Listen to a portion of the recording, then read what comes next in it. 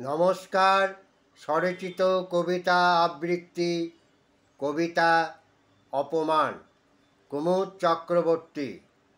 এমন অপমান জীবনে কোনো দিন আসবে তা ছিল অকল্পনীয়। তবুও সে এলো মনটাকে ভারাক্রান্ত করতে। খোলা মনে হালকাভাবে কত অজস্র এর আগে সহেছে সে। আজ এমন একটা পেল যা যেন অসহ্য লাগে মনটা তার।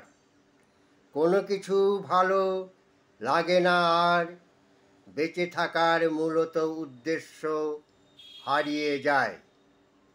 নির্লজ্জতার অবগাহনে নিমজ্জিত মন কি করে সহ অবস্থানে বাকি জীবনটা কাটবে ভাবছে, শুধু ভাবছে।